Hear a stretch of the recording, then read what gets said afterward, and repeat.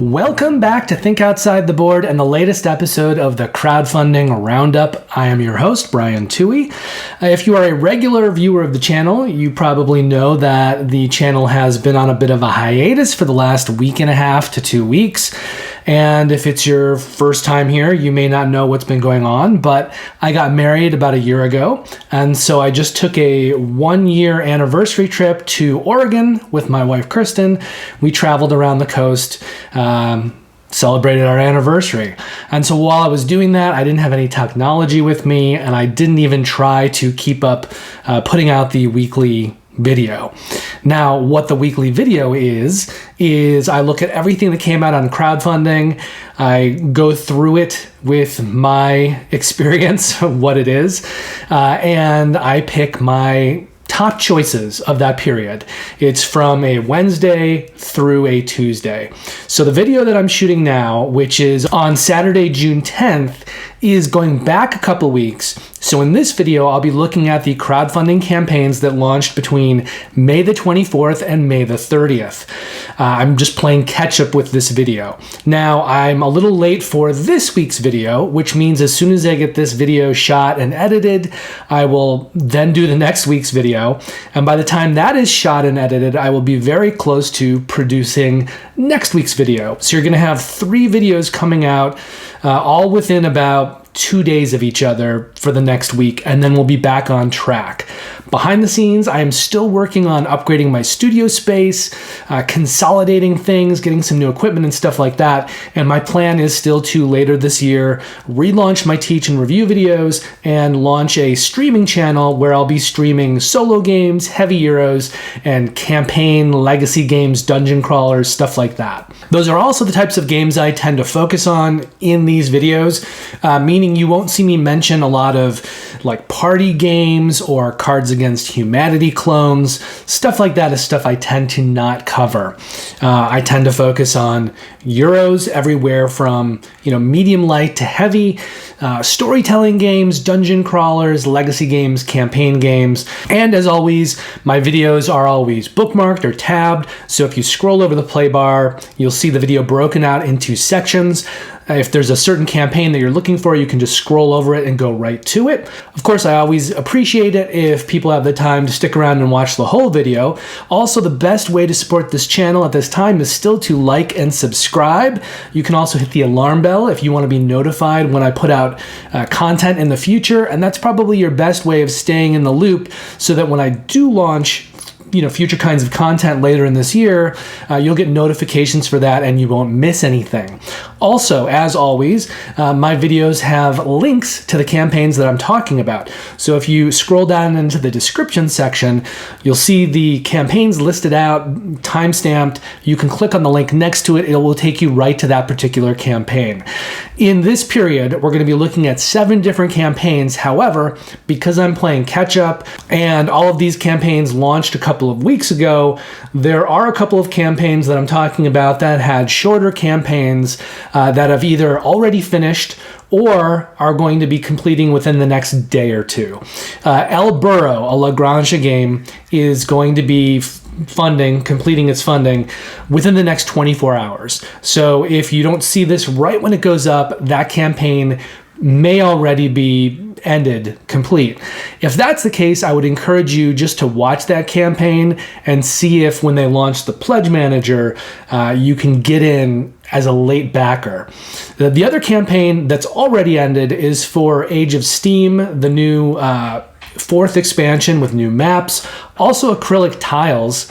And that campaign I don't think will be opening up for late backers, but Eagle Griffin Games is pretty good about keeping things available on their website. So if there's something from that campaign that you're interested in, I just recommend that you follow the campaign, and when it ends, eventually those items, the acrylic tiles, the extra maps, will likely be available on Eagle Griffin's website. All that said, let's get going and start things off looking at the first of the 7 campaigns that I'll be talking about in this video. At the very end of the video when I'm done, because I already know what's going to be in the next video, I'll mention those games. I believe there's 7 games there as well, and then that video will be up in probably 48 hours after this one launches. Okay, so the first game on our list here is called The Last Spell.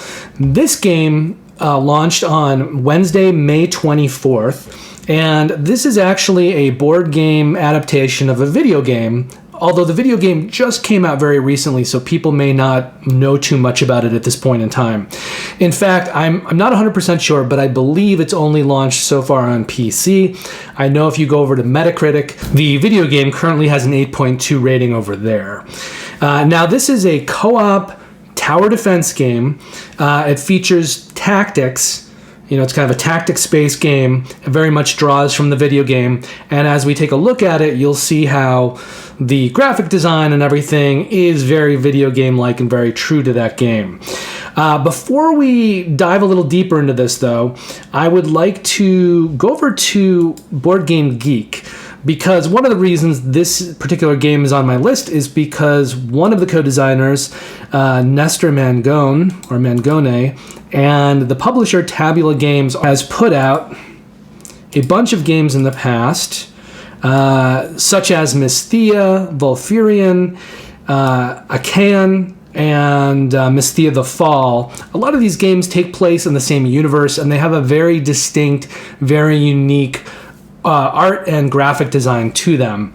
They also did Barbarians the Invasion here.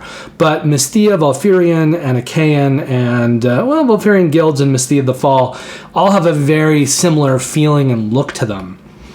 Now, this is a little bit different for Tabula Games, them doing this video game, because that's kind of different from their normal world that they've been working in. But the other cool element is that the co-designer on this is Nestor Mangone, who has designed such games as Autobahn, Darwin's Journey, which people are playing right now, that just recently delivered, and Newton. And I think those are kind of his big, those big three. Yeah. But, you know, those are pretty well-regarded, pretty well-loved games, and I think they speak a lot to this not just being, you know, another video game adaptation that's kind of a cash-in. I think you've got a pretty solid publisher here, and you've got a very interesting co-designer working on this. Now, we're not going to... You know what? I will show the video for this. You're just going to have to bear with this part in the beginning that has very little to do with the board game.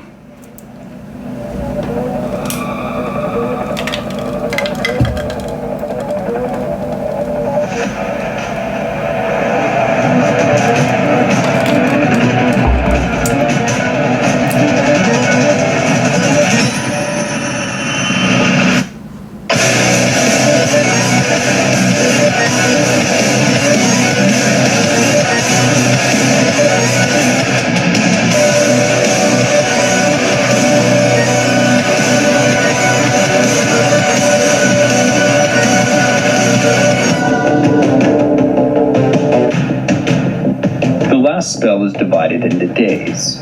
During the daytime, you play as heroes. Each one is unique with its own weapons and abilities. You can manage the state of town defenses and strategically place each hero depending on their skills and, most importantly, the direction of incoming enemy waves. Once your heroes are in place, the second phase begins: battle. Each hero is defined by 3 resources: action points, mana points, and movement points. Movement points indicate the number of spots a hero can move at each turn.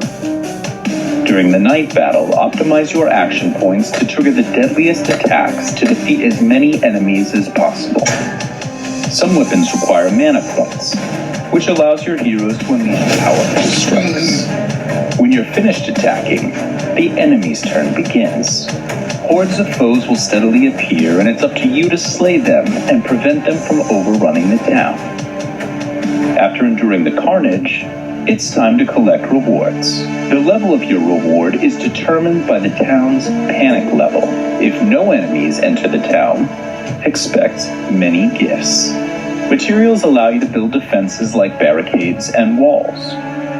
With gold, buildings can be constructed as gold mines and scavenger camps that allow you to gather additional resources.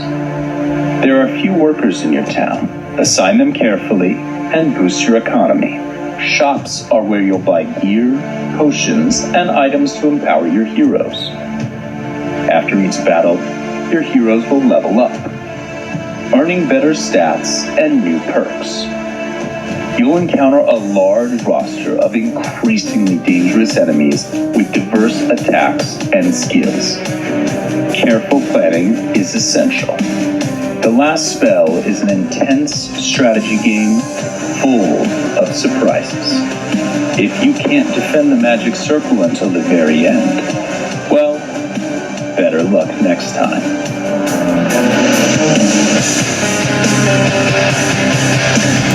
Okay, so I think, some of that, the animation at the beginning was completely unnecessary and didn't really tell much about the game. But I thought the large part of the video, the second half, more than the second half, I thought they did a pretty good job of just showing you the game on the table, what it's going to look like, and it gives you that sense that it very much feels like an old school kind of RPG with tactical elements, and the graphic design and the artwork obviously is very evocative of that kind of video game feeling and artwork. So here's what we're looking at with this one. I should start where I always do, which is that the funding goal here was $107,000. They're at $331,000, so they're doing well. This game's going to happen, and we can see that the campaign's going to end on June 16th. If we scroll down a little bit here in the pledges, we can see that they're aiming to deliver this game in May of 2024. So, it's about a year until delivery. Now, if we look through the various pledges, we see that there's this Mage's Pledge, which is really just kind of digital art book. This is just to get you into the pledge manager, but they're, giving you something for that digital art book. And then we've got this pledge here, which is the last spell pledge, $118 in dollars, for the continental US, and shipping there is going to be 23 to 28 euros. I always just take the high end so you're not surprised later. So 28 euros is going to be $30, which means this main pledge with shipping, continental US, can be about $148, about $150.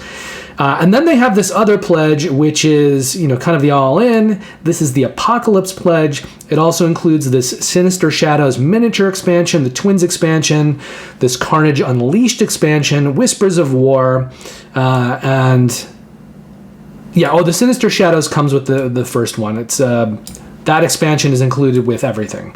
But this has everything else in it. And so it's just those two pledges. And for this one, you're looking at a pledge of $171. USA mainland here is $33, which is, what do we think, $35 maybe? Yeah, $35, which is going to bring this pledge up to, $206 for the all-in. Now, if we go up here, kind of just look through this a little bit more, tactical cooperative tower defense, and let's kind of see what's in the various pledges. So here we've got the pledge levels. There's that first one. You've got the base game right here. And you've got the Sinister Shadows miniatures expansion, which is going to add in an additional 16 miniatures into your game. And I'm guessing that this is sort of a Kickstarter extra that won't be sold at retail. If it does, it certainly won't be included. It would be an extra that you'd have to buy on its own. Then if we take a look here at this Apocalypse Pledge, these are all the other things that you're getting as well. So you've got this Twins expansion, 2 oversized miniatures with the rule set for the ultimate battle. So this is kind of a big boss fight. You've got the Carnage Unleashed expansion, some elite monsters, and this new mechanic called Bone Piles. And you've got the Whispers of War expansion, a new wounds mechanic, new special buildings, and the Omen expansion. So those are the additional 3 things that you'll be getting if you back that other level. And you can kind of just pick and choose if you want. So you could always back at a lower pledge level and then just add in these things if you only want some of them. Also, as you can see, As an add-on, there are card sleeves. There's the Apocalypse pack and the Last Spell pack, depending on which pledge that you're pledging at. So you just pledge for the appropriate number of sleeves. You'll have enough sleeves for all of your cards. There's also a first player metal token that you can add on, and these coasters. Now, all four of these things, the 2 sleeve packs, the first player token, and the coasters, these are not included in any pledge level. So if you want these items, you'll need to add them onto your pledge. So I thought this looked pretty cool. I haven't played the video game yet. I probably won't be playing the video game anytime soon. There's just too many video games in the world. And that's on top of board games, which I'm already spending a lot of time with. So my video game time is very limited, and this would be at the end of a very long list. I'm curious about this game in general, but I don't think that I'm going to back it. I just have too many games right now, too many big games, and so I'm not really looking to add something new like this to my collection. But if you're into video games, if you're into these kinds of turn-based, essentially, strategy games, kind of JRPGs, this tactical element, and if you like The Last Spell, if you've already played it, this could be, really cool game. I've heard good things about it, so that's why we're looking at it. Okay, the next campaign on the list is already concluded, and that is this Age of Steam Deluxe Expansion Volume 4 and Acrylic track tiles. Now, this is something that I backed because I really do like Age of Steam. Probably my favorite train game. It's very similar to Railways of the World. There's a whole big story there about how Martin Wallace essentially sold the same game twice. There are differences between it. There are co-designers in different versions. But I will say that the main difference between Railways of the World and Age of Steam, because they're both these train games with lots of maps, they're both really, really good games. Railways of the World is a little bit lighter. The big difference is that when you take a turn in Railways of the World, you can do any one of a number of things, whereas in Age of Steam, you bid on player order. Well, you do that in Railways of the World as well, but you bid in player order in Age of Steam, and the reason that you do that is because once an action is taken by one player, other players cannot take that action during that round. So if you're later in player order, you're going to have the options of things you do be decreased, and essentially you kind of get boxed into a corner. So there's a more cutthroat race for player order so that players can do the things that they need to do in Age of Steam. Makes it a little bit crunchier, and I enjoy it more, but I enjoy them both a lot. Right now I have both games kind of running in my collection with a lot of extras and maps and things, and at some point I'm going to have to make a decision, I think, and just eliminate one of those two games, because there's not really a reason to have both. They're similar enough. But I think Age of Steam, in my mind, is probably the better of the two. I just like a crunchier game.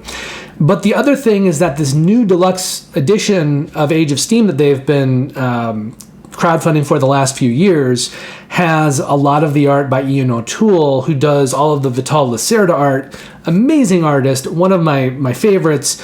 And the way he's kind of cleaned up these maps and these graphics, it's just, I love it. It's visually gorgeous. There are some other artists that have come on and done other maps in the series, but Ian O'Toole has done a lot of them. So this game already exists, the deluxe edition. They've already got up to 3 expansions of various maps, which means that this campaign was just for a 4th expansion of maps, which included 7 new expansion maps and this acrylic tile set.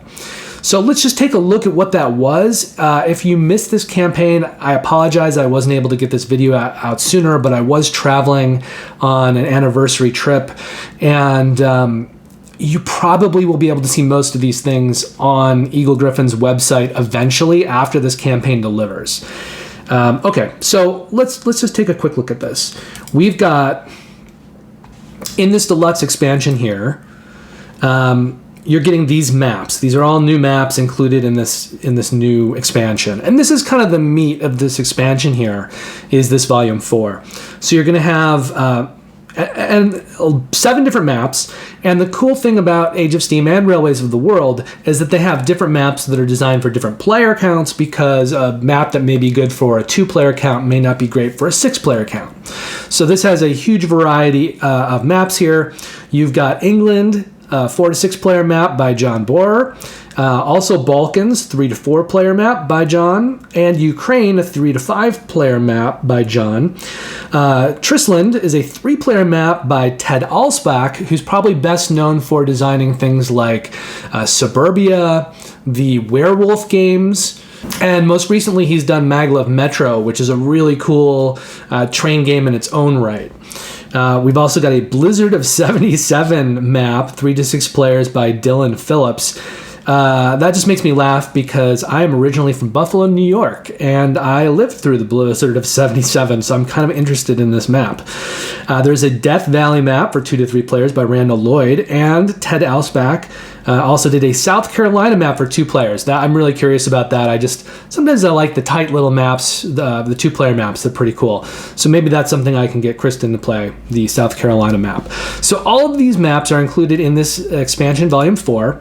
And they also, in this campaign, were doing these acrylic tile sets. So if you pledge these separately, which you can, they're $48 each.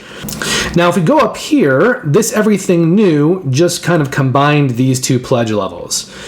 So if you looked in here, you're getting all 7 maps, and you're getting the acrylic tile set. And then they also threw in an additional map here, the double-sided Jamaica and Puerto Rico.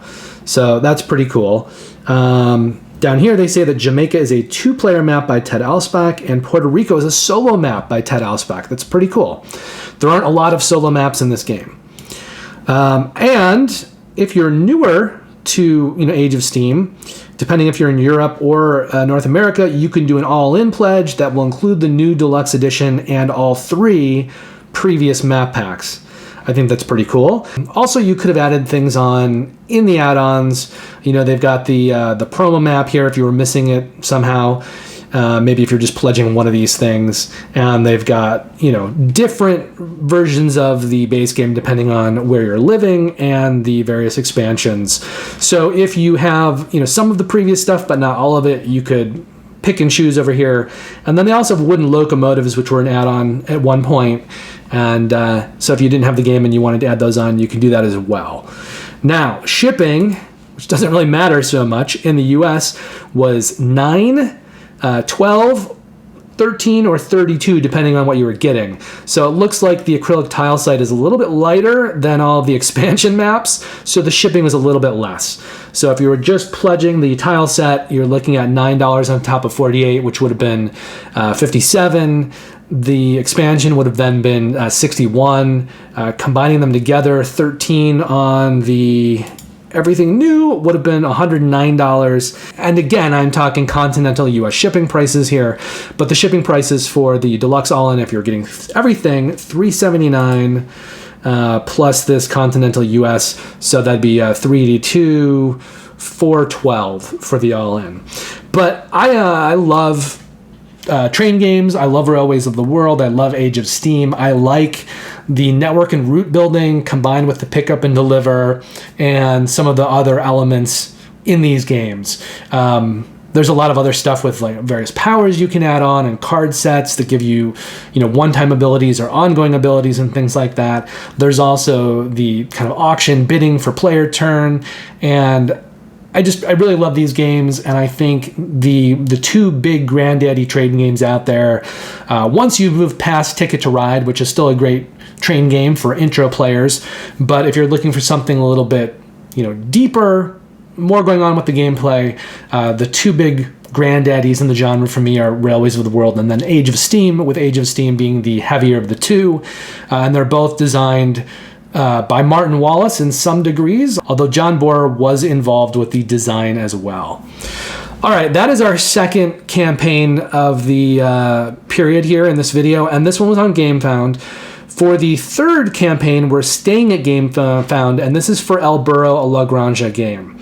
Now, this is from Spielworks, and so for my American viewers, the first thing I want to let you know is that Spielworks is a European company, a European publisher, and they don't have a Western partner, and so they're going to be doing shipping on this just as they did it with Orion Burger Canal, which is a new Uwe Rosenberg game they ran a campaign for a year or 2 ago. It just recently delivered, But because they don't have Western partners and they're doing this as a European publisher, the shipping on Orienberger Canal was very high, and it's going to be very high on El Burro as well. The other thing to know is that this is essentially a variant of La Granja. And there was a big La Granja Deluxe, kind of a remastered deluxe version that was on crowdfunding a year or two ago. It is set to deliver in the next couple of months. And I did back that. And I do know that there is not too much of a difference between these two games. I think this one's a little bit simpler. It cleans things up a little bit. This game also features multi-use cards and dice drafting, just like La Granja. There's some smaller kind of rules, tweaks, and things like that. But I would compare the two games to something like Brass Birmingham and Brass Lancashire, where if you're a huge fan of Brass, you may want to have both games, and there may be opportunities where you sort of lean to either game. I own both Brasses. I really like them both. I haven't yet sold my copy of one of them. I think if I eventually do, I'll probably say goodbye to Brass Lancashire. I like Birmingham a little bit better, but I do like them both, and I do like the variants for both. So if you are a huge fan of La Granja, it may be worth it for you to also get El Burro. And if you don't have La Granja and you didn't pledge for the most recent version and you're not going to be looking for that at retail, then you may want to consider El Burro. But if you do already own La Granja or you have the new version coming, you may want to do a deeper dive into this and the differences between them before you pledge, because there are a lot of similarities between the two games. You may not feel that you need both.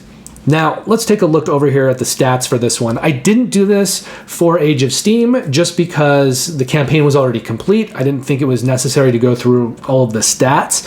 And that campaign was well funded. It's a go, it's going to happen, and it's too late to get in on it. But moving forward for the rest of this video, we will be looking at this information because all of these campaigns are still live. They're still ongoing, even though this one's getting down there. So by the time I get this video completed, edited, and posted, it's going to be very close to the end of this campaign. But if you miss it, I would look back and see if they do late pledges once they open up the pledge manager. Okay, so their funding goal here was for $27,000. They're at $51,000, so they have made that goal. The campaign is going to complete on June 11th, which is tomorrow, Sunday, and they're looking to deliver this game in January of 2024. Now, if we look through the various pledges here, we can see that there's an English language edition, there's a German language edition, and then these other pledges are just for 2 copies of the game. That means there's essentially one pledge. It just depends, whether you want English or German, but it's an $87 pledge. And if we go down here into the shipping, we can see that in USA, you're looking at 25 euros, which is going to be about $26, $27, which is a fairly substantial part of this. It means that the shipping is almost going to be a third the price of the game.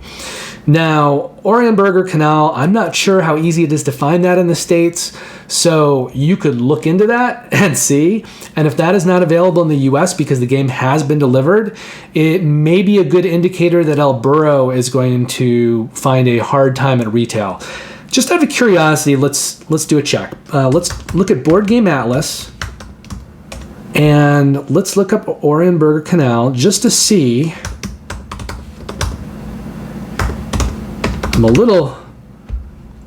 There we go. I was a little unsure about the spelling. Okay, so this game is already delivered on Kickstarter. I don't see it listed here as being at any kind of online retail outlets.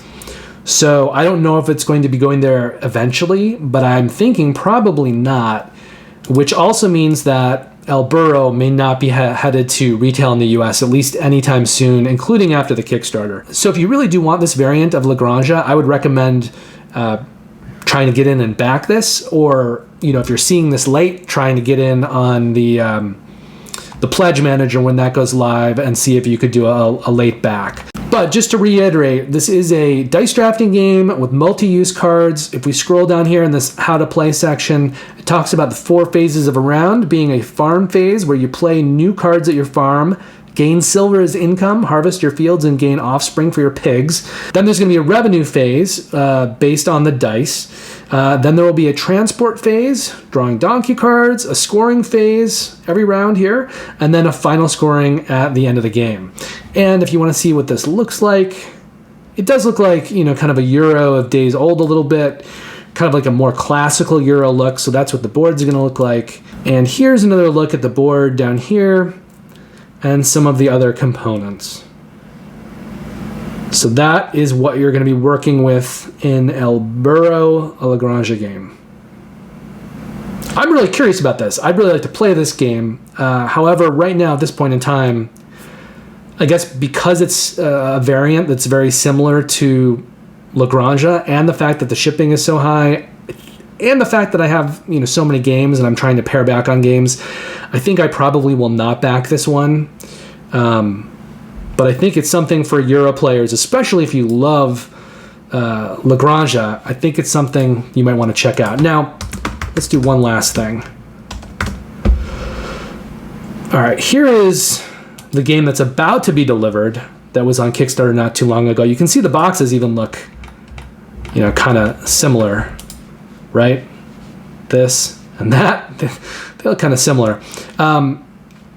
But one of the main co-designers here is this designer Ode, Andreas Ode Odendahl, and I just want you to see what else he's done. So in addition to El Burro and La Granja, he's done Cooper Island, and I think that's kind of his thing, right? Yeah, so La Granja and Cooper Island are kind of his 2 big games, and this is, a variant similar to La Granja. So, but if you like either Cooper Island or the original La Granja, this may be something that you want to check out. And like Age of Steam was, this one is on Gamefound. There'll be one last campaign in this video on Gamefound, but before we look at that, we're going to take a look at Assassin's Creed Brotherhood of Venice Apocalypse. Now, this is another video game adaptation. This one, however, though, is an expansion campaign. The original campaign is already delivered, and if we look at Board Game Geek, it's got an 8.5 rating. So it's pretty well regarded. It's pretty well liked. This one's been out in the wild for a while. Now, the designer here, Thibaut de la Touraine, is French-Canadian, and he actually worked at Ubisoft Montreal up until 2013. So he did some work on some of the Ubisoft video games. And in 2013, he left Ubisoft. He'd done some other stuff as well. He left Ubisoft. He started a board game company, and he started making this game V-Sabotage. And we can see here the first one came out in 2016. But if we go to his design credits and we look at that by, let's say, year released, we can see he made V-Sabotage here in 2016, and there were some expansions for this. There was this bigger expansion, Resistance, in 2017. And again, if we go back to this, the interesting thing here is that this game is listed as a re-implementation of V-Sabotage. So to me, it's just kind of interesting that he started as a video game designer. He left that, started a board game company, created this kind of tactical stealth war game, and then later got the license for Assassin's Creed and kind of reskinned his game that he'd been making with the new Assassin's Creed license, keeping in mind that this license came from, his old company, his old co-workers. So it's kind of an interesting story there. And what all that means to me, though, is that he, his feet are all over the IP in terms of having your feet wet. Like, he's very familiar with the IP. He's very familiar with where it came from. He worked on some of the video games. And then he went off and made this very successful game, and now he's reskinned it as Assassin's Creed, and it's very well rated. So I think all of that speaks a lot to this project and to why I'm covering it right now. So let's take a look at this video here, I think. I'd like to do that.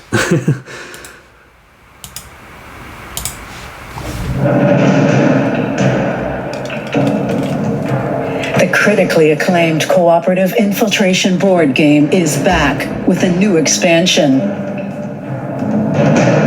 Join the assassins in an epic new journey in the heart of the ancient Cambodian jungle.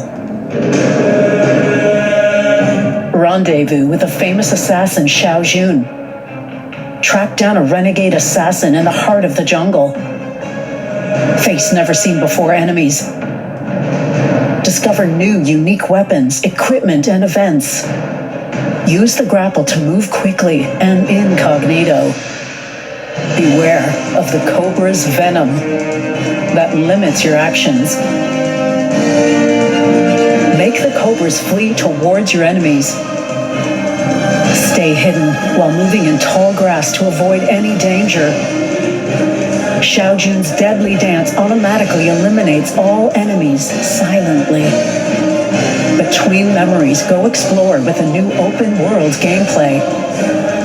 Journey to a new location. Activate its viewpoint. Visit healer locations to restore your health. Every time you play an exploration card, you modify the existing decks for the remainder of the campaign. Join an Assassin's Creed adventure you'll never forget. Okay, so this had a funding goal of $56,000. They're currently at $321,000, so they're doing very well. Just like our first campaign, The Last Spell, this campaign will end on June 16th. So we have 2 campaigns so far that are ending on June 16th. We have Age of Steam that already completed, and El Burro that's going to complete very soon to me getting this video posted up.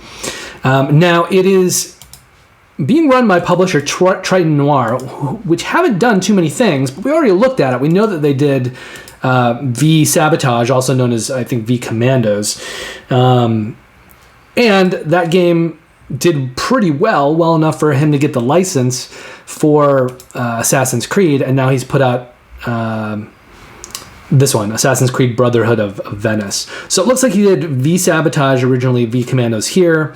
Then he got the license, he did Assassin's Creed Brotherhood of Venice. Then he went back and did some more work on V Commandos, also known as V Sabotage, and they did this deluxe version, and now they're back to Assassin's Creed. All right, so that's what Triton Noir's been doing. They're not a publisher that obviously has done a lot of stuff, but I think the fact that they essentially already made the game once before with V Sabotage or V Commandos, and it is a very similar game. It's also got miniatures, action points. It's these are co-op games. They've done it now several times, and they've done it successfully. So that does give me a lot of faith in this campaign. I'm not too worried about it, even though they haven't done that many games. Now let's take a look at our pledges over here. So we've got the Apocalypse expansion. So this is $97. It's going to include this new expansion right here that we've got over here on the left that we're looking at, and the Naga miniature and stretch goals. And I'm going to go down. Let's see. Let's look at the shipping here. Okay. So shipping over here for the US, looks like in the continental US for just the Apocalypse expansion, it's going to be $24. So we're looking at about $121 for that all told. Once we go a little bit deeper, we do this the core box. So this is going back to the the original game, and a free tower miniature. And I should also just kind of say that the version of the game that you're going to be getting in here, if you pledge for the base game, is the original Kickstarter version with all of the extras. So you're not missing anything. You don't have to worry that you're getting like a retail version of the game now. You will be getting the original Kickstarter version. So this is the core box plus a free tower, $202. A lot of game in the box. And shipping for this one is $39, so you're looking at $241 total. As we move down here, welcome to the Brotherhood. So this will also include the core box and the tower miniature, but it's going to also include the new Apocalypse expansion and the Naga miniature. So it's essentially combining these 2 previous pledge levels into one. Now for this one, you're looking at shipping here. Right there, $43 plus $299, so this is $342. And then this is kind of the all-in. All of the new stuff, all of the previous stuff from the first Kickstarter. There are these additional expansions here being offered. Roma, Creed vs. Crows, Tokyo 21. There's also an additional miniature here for Ezio, and you've got deluxe dice. So this would be everything ever made for this game. $478 plus $59 in shipping. So we're looking at $537 total here. Let's take a look back up at the content just so that you can see what you're getting. But the delivery date here, estimated, is March 2024. I feel like for a game that's big like this, that's actually not too far off, but that's probably because the expansion on its own isn't huge, and the other stuff already exists. Okay, so let's take a look kind of just to see these various expansion boxes and content and things like that. So here's this new one, the main box for this Kickstarter. Here's what you're getting, like miniature-wise, gameplay component-wise. Why back now? Well, they're going to tell you that you're getting it for a better price than it'll be at retail, and you're getting extras like this tower. It's Kickstarter exclusive. And then we go down to the pledges and add-ons. So again, here's a closer look at what you're getting in this Apocalypse expansion box. So these are all the miniatures, cards and stuff like that, kind of insert, cubes, dice, stuff like that. Here is the core box and the free tower that comes with it. And if they don't go into great detail on this, you could always go look at the original campaign and see everything that's included. But this will include everything that from that previous campaign. Here's the level that combines it, and then here's the complete assassin. And now they're going to break down some of those additional expansions that are available here. So you've got Roma, and if you're adding this on separately, here are the prices: $59 in the US. So this one is you explore the city of Rome in search of a hidden artifact with 4 new assassins, collaborate with the thieves in their headquarters. Tokyo 21, welcome to the present. Play with 4 famous assassins, including a secret one, to solve a mystery from the main campaign. Infiltrate an Abstergo facility. Use new tactics and equipment to defeat your opponents. Now I'm going to say something that I've played a lot of Assassin's Creed video games, although I've fallen off somewhere around like Synchronicity, I think it was called. So I've played the original trilogy all through Black Flag, the pirate games, all of the additional ones, the spin-offs, and 1 or 2 games beyond. But I kind of stumbled around the one that was very, very multiplayer based, and I'm still working on that, which means the last 2 or 3 or 4 really big ones I haven't gotten to. But I will say that one of my favorite parts of the original games was all of the Abstergo stuff set in the present day. And I know not everyone liked that stuff to the point that they stopped doing it for a while and kind of stopped that storyline, but I really loved it. So this expansion has me interested. Creed vs. Crows, competitive mode for 2 to 4 players. So different mode for this game. You get to play it competitive instead of cooperatively. Play the assassins with Ezio Auditore against Cesare Borgia and his crows. Destroy your opponent's tower. Eliminate all of their characters to win immediately. Then you've got the tower available separately if you're not getting it through something. Well, let's see. The tower is what is available in this thing, right?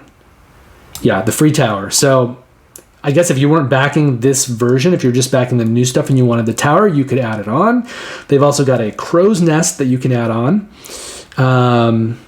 This stuff is really just kind of sprucing up your table. I don't think it's gameplay essential, but it looks pretty. You've also got an Ezio Assassin here, figure, Kickstarter exclusive. And this is only available through, the big add-on only comes with the big package here. So if you're getting a smaller pledge and you wanted to add it on, you can do that, but it's only going to come with the big guy, the complete assassin. And then you've got your dice and a language pack. And here, they're actually going through everything that's in this collector's edition. So you can kind of just see everything you're getting with that big base box, which is why, some of these kind of building and terrain miniatures are probably pretty heavy.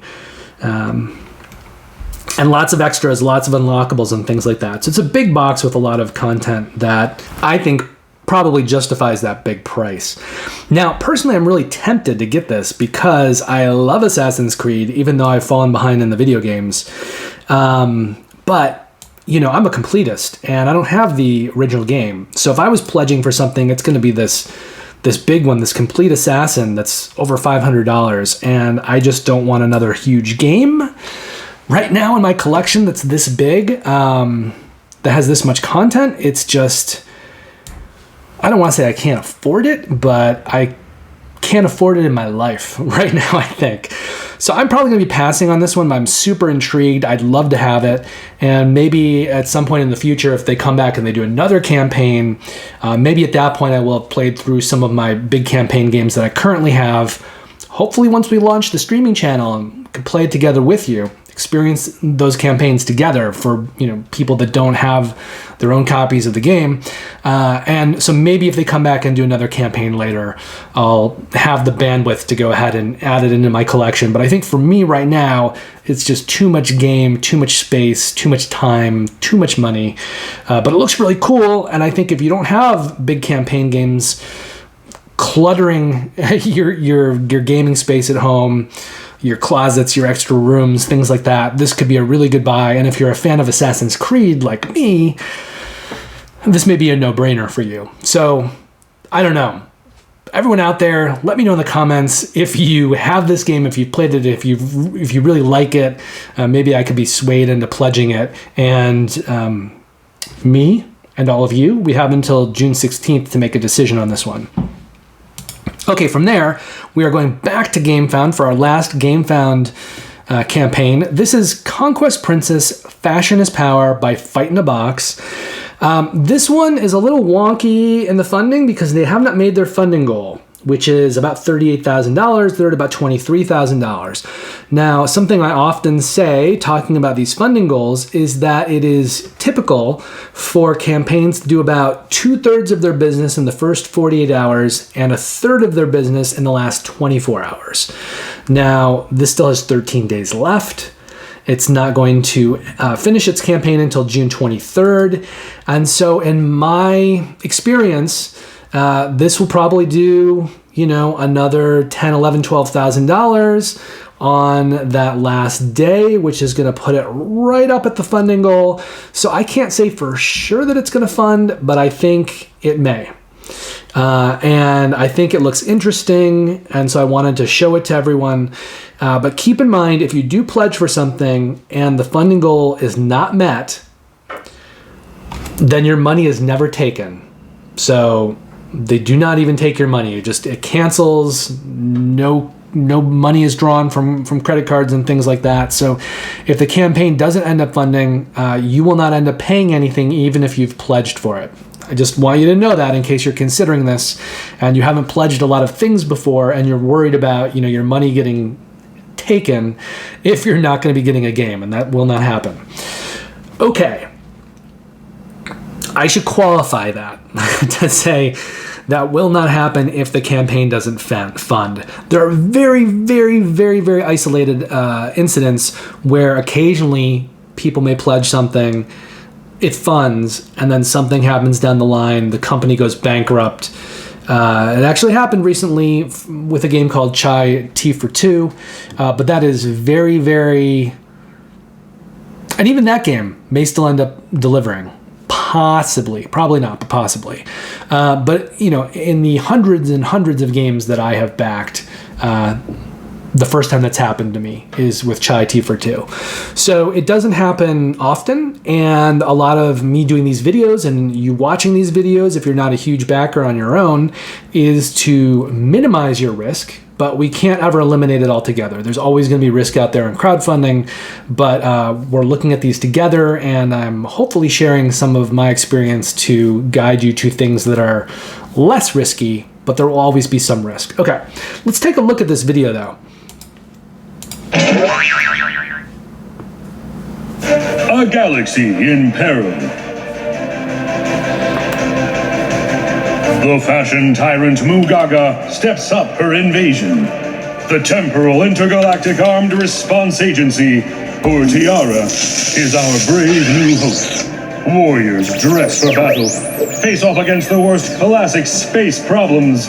Invaders from space, giant mecha monsters, and the dreaded Mugaga herself. Conquest Princess, Fashion is Power is a cooperative 1 to 4 player bag builder board game. A single bag of destiny determines your fate. Manipulate probability to complete your mission. Move. Getting in position. Shoot. When in doubt, blast it out. Or engage with your problems. Location is everything. Use the might of fashion and friendship to save the timeline. Let's do this together. The theme might seem light speed, but the difficulty is dark matter. Fashion is power.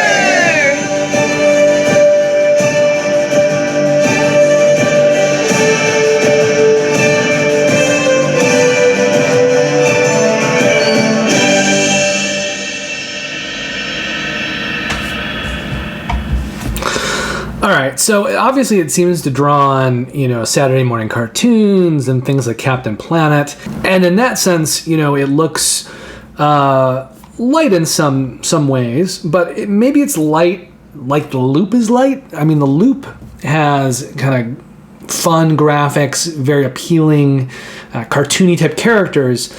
But the gameplay in the Loop can actually be pretty difficult. And something I've noticed about this game, I've watched some videos by various content creators on this, and everyone seems to really be loving this game. Far beyond, sometimes when content creators do videos and they like a game, they're like, yeah, I like it, because they're paid to say that. But you can tell when someone's really excited about a game. And I've seen a lot of content creators very excited about this game. So it's one of the reasons that I wanted to include it. There seems to be a lot of joy and excitement for this game there. But one thing I've also heard them saying is that this game is pretty difficult. So it's not going to be the kind of game you're going to be able to win all the time. You're going to lose probably at least half the time. Although they've said that it's not impossible, but it's certainly challenging. It's one of those games where you feel like, if you lost it, you almost could have won. And if you won it, you narrowly, won and almost could have lost. And I think that's pretty good in a game when it has that kind of excitement, as long as you're not one of those people who gets upset or angry if you don't win all the time. So here's a look at the components for the game that I've had just kind of sitting up on the screen here while I've been talking. And if we go down a little bit further, we can see the pledge levels. So you've got $75 for Fashion Hunter, which is the standard retail version of the game. There's a retailer pledge here. And then there's Time Agent, which takes the retail version and adds in all of the stretch goals and the extras and things like that. Now, let's see what we're going to get with that.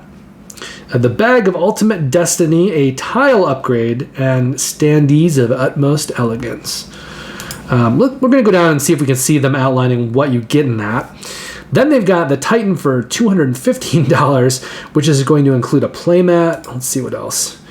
The Mat of Unusual Size, and the Lights of Opulent Extravagance. These little lights here. And this is just something you don't need to be concerned with, but you're paying a lot of money to put your pet in the game. Okay, and then obviously there's different things here as add-ons, like if you wanted just the Lights of Opulent Extravagance, but you didn't want to pay for the higher tier, then you could do it here as an add-on. And there's the standees, the bag. Here's all the extras kind of put in here. There's also some prints that you can get, an extra pack, Fashion and Pets pack. And they say here, if you followed before the campaign and backed on the first day, you've already got these added to your pledge. So it's just an extra incentive, but if for some reason you're finding out about this late and you still want these, you can add them on for $5. I think it's pretty cool when they do that. And then there's also a bundle here with some other stuff. Other games of theirs. Okay, so let's check out shipping here. In the continental US, we've got $13, $17, and $30, which means this pledge here is going to be $88 for the retail version of the game. Is it $17 for the version with the stretch goals? So that's going to bring this to $146. That's with the tile upgrade and the standees. And then if you're doing the version with the mat and the lights, this is going to come to, I think it's $30, right? Yeah, $30. So you're looking at a total for that of $245 about. And that is Conquest Princess Fashion is Power, which is a cooperative bag building game. And you're going to be saving the universe with your friends. So, pretty cool looking game. I actually have the loop, and this is not something I'm probably going to be looking to add to my collection, but I would like to play it. I do like these kinds of games, and I am intrigued by this one. Okay, so that is on Gamefound. And as we said, we're not quite sure if this is going to fund or not, but it's on that line. It may or may not happen. Now we go back to... Oh, before we leave, let's see when they're delivering. They're planning on delivering in June 2024. I think that's actually the farthest delivery out of everything that we've been looking for, which is kind of interesting when you compare it with stuff like The Last Spell and Assassin's Creed, but it's the first one out in June 2024. Okay, for our last two campaigns, we're going back to Kickstarter. This one is called French Quarter. It is by Motor City Games, who have done stuff like Fleet the Dice game. Most recently, they did a roll and write called Three Sisters. They also did Motor City. We're talking about designers Ben Pinchback and Matt Riddle, and they were joined in Motor City and now in this one, French Quarter, by Adam Hill, who's also worked on a game called Godspeed. He was a co-designer on that. Essentially, though, this is a roll and write game set in the French Quarter, and if you've played Motor City or Three Sisters or Fleet the Dice game, I think you're familiar with these designers and their design sense, and they make good games. They make good roll and writes. I would put Three Sisters right up there with like Cartographers and Welcome To is one of my favorite roll and writes. So the other cool thing about a game like this is that it is not expensive. $29 plus shipping, and I think shipping in the continental US, let's take a quick look. What is it, like $7? $9. So if you're pledging in the US, let's see, there's your kind of get on the Pledge Manager pledge, and then this was just an extra that's been gone early. It was for an extra copy, signed prototype, so that's not something most people will want. The real pledge here is this one pledge. It is $29. With this, it's going to be $38, and that is for the game and the stretch goals and everything. Now, let's just see what else is included. If there's anything else, any other extras that you need to add on, I don't think there are.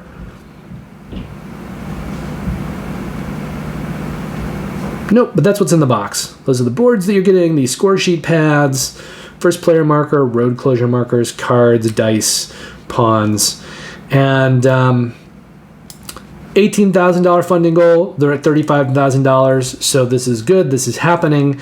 Campaign's going to end on June 22nd, and the game is looking to deliver in January 2024.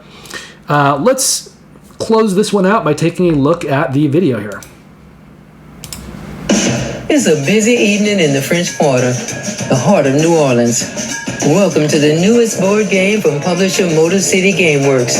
French Quarter is the latest loaded roll and write game from the designers of Three Sisters, Motor City, and Fleet the Dice game. In French Quarter, wonderful players will select dice from the action cards and use them to travel around town in carriages, riverboats, streetcars, taxis, or simply hoofing it on foot.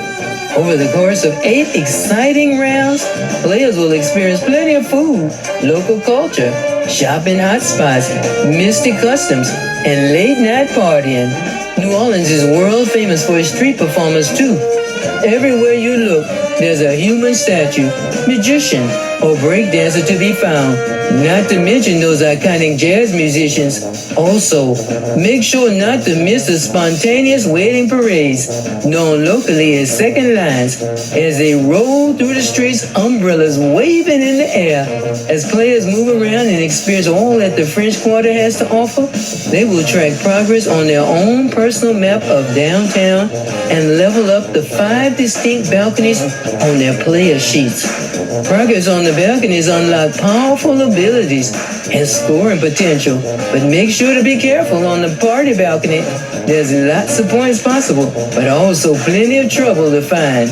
French Quarter is the 4th game in the loaded roll and write line of games that packs a full gaming experience into an efficient package that includes 2 beautifully illustrated double-sided score pads, 48 action cards, 12 mayor cards, custom wooden tokens, 9 premium colored dice, and 1 fully illustrated rule book. Support French Quarter, the latest game from Motor City Gameworks, designed by Ben Pinchback, Adam Hill, and Matt Riddle. And as always, thank you for your support. Now that has the, filling in boxes and checking off boxes that is part of a lot of roll and writes, and to me is just always so much fun. Even if you're, kind of just filling out essentially, tech trees really, and rolling and filling out that stuff. Like it's so fun, and I'm a huge fan of the designers and the publisher. I think they make some of the better ones out there. Also, it reminds me a little bit of Josh Wood's game Santa Monica, although that's not a roll and write. This feels a little bit like a roll and write version of that, in the sense that you're exploring a city and you're going around and kind of interacting with the city and getting points based on what you do and where you go. But I'm really, let's just do this right now.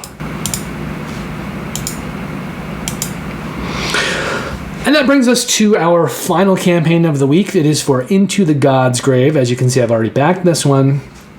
This is being put out by Lucky Duck Games, who have, I'd say they're at the forefront of putting together board game experiences with app-required play. I know not everyone likes those kinds of games. This definitely is one of those types of games, so if you don't like it, you're not going to want to back this.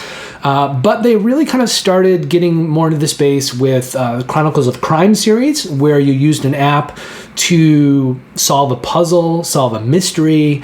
You'd be kind of looking around a room, getting clues based on cards. You'd scan the cards, QR codes into an app, and it would help you solve the case. So that was a cooperative experience. It was generally a solo game, but you could play with other players, and it was solving crimes. Then they put out a game called Destinies, which was also used that same kind of app technology, and it was an exploration game. So you were trying to play through your story, solve your story, kind of resolve your resolution before the other players did. It is still kind of a one-off in a way, because the stories were set in stone. There wasn't a lot of variability. So as you played through the various scenarios and played as different characters, you couldn't really play that game again because you would know the answers. You would know the secrets. You would know how things worked. There wouldn't be anything to discover. So if you played that game again with people who hadn't played it, you'd be able to just race to your solution while other players were still figuring it out. Their mystery. So Destinies is really cool, but like Chronicles of Crime, the stories in that game are kind of one-offs. You can't play them, you can't replay them very much. Then they went and they made a game called Venice, which is similar. It's also competitive, but they made a legacy game. I guess they figured, since the scenarios are one-offs anyway, just go full force, make it a legacy game, and then everyone can have a deeper, more full experience. And now they're working on a game called The Dark Quarter, which goes back to the cooperative crime-solving side of that kind of app technology. But they've taken what they've learned in their competitive games, and they've brought that into it. So unlike Chronicles of Crime, where you're really one person or several people working together to solve a puzzle, The Dark Quarter makes it a cooperative experience where multiple people can play together and try to solve the case together as different characters working together. And now we've got Into the Godsgrave, and that is taking that same kind of system that they've been evolving and refining, that they eventually got to the point where it was a cooperative game experience players working together, they have taken it and they have essentially made a sort of hybrid of that with a dungeon crawler. And so that's what Into the Godsgrave is. It is a cooperative campaign game with that sort of app-based technology and reliance. And it's an adventure game that is very campaigny with some kind of dungeon crawler type elements. Now, they had a funding goal here of $53,000. They're currently at $250,000, so they're very well funded with this, and the campaign is going to end on June 15th. If we go down a little bit further, we can see it's going to deliver in December 2024, so that is a year and a half off, and this is the longest delivery out of everything that we're looking at this week. Now, we're going to take a look at the video, and then we'll kind of go over the pledge levels.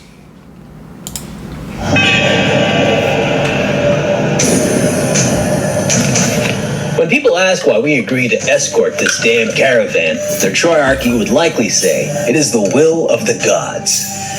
I would say that we agreed to work for this peculiar trader as they offered good money. As simple as that. The route went through familiar woods. Their caravan master was confident that it was going to be an easy job. His words, not mine. The only reason I live to tell you this now is thanks to our teamwork and careful planning. The most important thing in infiltration? Be one step ahead of everyone else. I scouted every nook and cranny of that path. I didn't want to be ambushed. Whatever we carry, it's valuable for someone. It was all for naught. Those weren't just bandits who jumped us, professional swords. It took us everything we had to fight them off. We gathered supplies when we could, kept our eyes open for opportunities to gather intelligence, but it was tough as we were being constantly hunted. We didn't have any friends among the trees, but with some smooth talking and quick wits, we won over some temporary allies who proved helpful at least. When we reached the end of the route, and we thought the job was done, it turned out to be only just beginning. This hooded figure stood tall, right in our path, bold as brass. Whatever we've got involved with, it's far more nefarious than we knew. Can this be true? Was it all the will of the gods? This Kickstarter is just a beginning. Pledge now. Now that's them saying this is just the beginning makes me think that if it goes well, they're hoping to keep working on this new IP and keep making new adventures in this universe. But we'll have to see. Also, you can tell from that video that while I did say it's kind of like a dungeon crawler, it is much more story-based exploration and not so much tactical combat. So it is much more about making choices. Games like, let's say, Sleeping Gods versus, something like Gloomhaven. Now, although Sleeping Gods does have its own combat system, but it has a lot of story-based choices, which is more what you're going to be looking at in this. So let's take a look at the different pledges here. We've got the basic pledge here for $86, which is just going to include the core game and these stretch goals. And let me go down so I can include shipping here in what we're talking about. In the US here, $26 for shipping, not cheap. So that is going to bring this pledge up to $112. They've also got an expanded pledge, which is listed here as expansion pledge, but it's going to throw in the Forgotten Song expansion. Instead of looking at $86, you're now looking at $129 plus $28. So the shipping is not too much different. So with shipping, $157. And then for the collector pledge, which is going to also include this Ultimate Trial expansion, the Trickster class pack, the Noble class pack, Metal Advantage tokens, and plastic point of interest markers. And these things should be familiar to people who have backed other Lucky Duck games. What they're doing component-wise looks very similar to what they've done before. So they're kind of working within component-wise like a system that they've refined and that works for them, and the upgrades are similar. So for this one, you're looking at, with the shipping of $32, you're looking at about $214. But let's look at the content. Let's see what you're getting for all this stuff. So here is the original kind of base game. They're obviously not trying to hide it. They're trying to show that it is app dependent. You've got tiles, and I think even though there was a lot of animation on that video, it did a really good job of giving an idea of what the game looks like and the gameplay and the way it uses cards and dice and stuff like that. Why is it awesome? It's an adventure. Expect the unexpected as the story unfolds. Cool. The companion app is your guide. All right, card-driven gameplay. Why back now? Make it happen together. Just reading the headlines. Okay, and then here's all the bonus content that you'll be getting through various, the higher pledge levels. Like here are those plastic point of interest markers, and the metal advantage tokens pack is up here, I think, which probably replaces these. Okay, so let's look. Priority of delivery. Right. What's it all about? Okay, let's keep going. I want to see more of this content. Yeah, explore the world, fight off monsters and men, complete your objectives, claim your prizes. I mean, I love games like this, and it does so much stuff in the app, these kinds of things, that you can usually play these with people who aren't into Dungeons and Dragons or really involved, complicated, tactical, tactics gameplay. These games are more designed to be user-friendly with people who maybe don't have all of that knowledge or like those kinds of games. So it's a little bit more user-friendly, and you can play it with gamers that aren't into maybe some of that complex campaign play. Kind of makes it more accessible. And I'll just keep talking as we go down to the content. All right, so here's the core game content. 400 plus cards, 36 miniatures models, 160 plus tokens. Here it gives you a look at everything. The hero miniatures, enemy miniatures. Looks like they're kind of like a different color here, like this sepia color, which is pretty cool. Some dice. Here's the tokens you're getting in the base game. So it's all cardboard stuff. And then other elements, some plastic rings, yada, yada, yada. Okay, now we go down to the Forgotten Song. This is the expansion that is included in the expanded pledge. So if you're getting that mid-level pledge, you'll also be getting this expansion. So Favor of the Gods mechanic with this new die. Take on the role of a mysterious executor. Expansion content, cards, hero cards, class card, portrait, all this stuff. New hero miniature, new enemies. So there's new, more campaign content, more stuff. And then here is the additional stuff that you'll be getting in the Ultimate Trial. That's the first thing that's included in this collector pledge. So you've got kind of a game mode that's a one-on-one, you versus a single monster, free-for-all gameplay. And then you've got this additional expansion content down here, additional miniatures, and then more stuff. So this is now the Trickster class pack. So a new class that you can take into adventures, a new class to play as, and that miniature. You've also got the Noble class pack, so a second new class with their own, cards and stuff like that. And then we've got those, they're not going to list it here, are they? Let's see, 2 pledges. That's expanded. Okay, so here's these other kind of things. The metal tokens here as an add-on, and the point of interest plastic markers. So if you wanted, say some of these things, maybe you didn't want the extra class packs or the trial pack, you could pledge at this expanded pledge level and just add these things on. But, yep, here they have everything kind of listed again, just as the add-ons. So, December 2024 is when this delivers. Lucky Duck Games, really good publisher, and I'm a fan of their stuff, and this one is something that I'm backing. So it looks like for me, this period I'll be backing Into the Godsgrave and probably French Quarter, and French Quarter is an easy back just because it's such a cheap game. And I did back the Age of Steam map pack and stuff. So, yeah, I think Assassin's Creed Brotherhood that game and its newest expansion is just a little too much, a little too rich for my blood at this point. Thank you very much for joining me for this video, coming out as late as it was. I hope it was still useful for you.